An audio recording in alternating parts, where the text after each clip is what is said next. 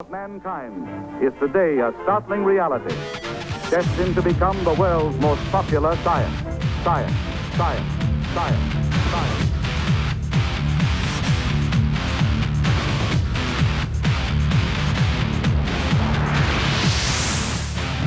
Good evening.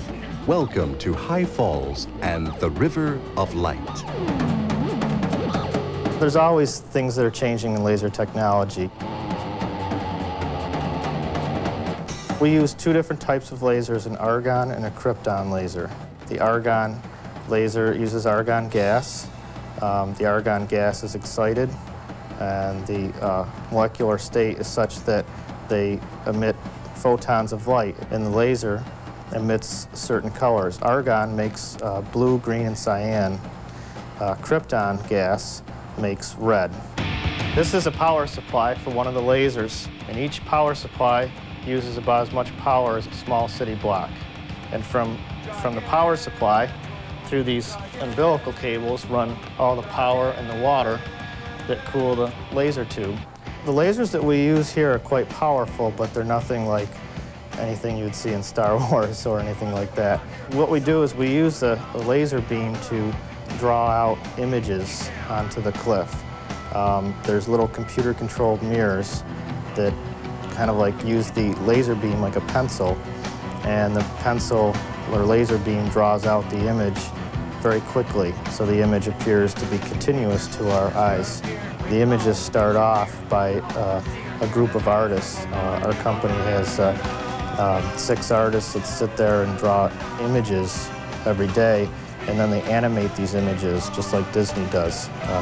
Only with lasers you can't fill in between the lines. The way we incorporate lasers with more filled-in solid areas is we use slides kind of to act as a backdrop to the animated laser images. This here is a Pani projector. It's made in Austria. It's the world's largest slide projector, and it projects a slide that's an image that's about 80 foot square, 550 foot away on the cliff.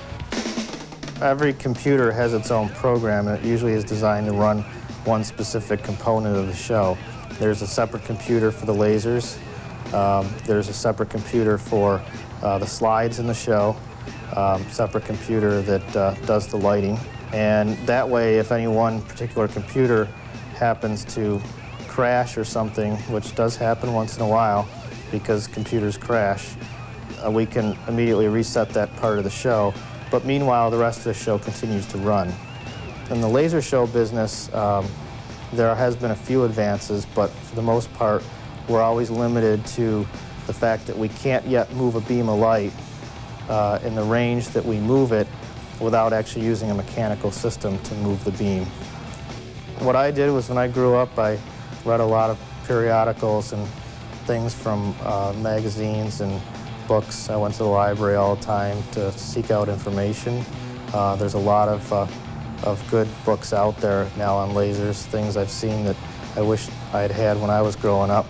Here in Rochester, we're like the optics capital of the world, and you can go to the U of R, get hooked up with people at the U of R, see, there's usually tours of the laser labs, things like that, and that's a good way to get involved.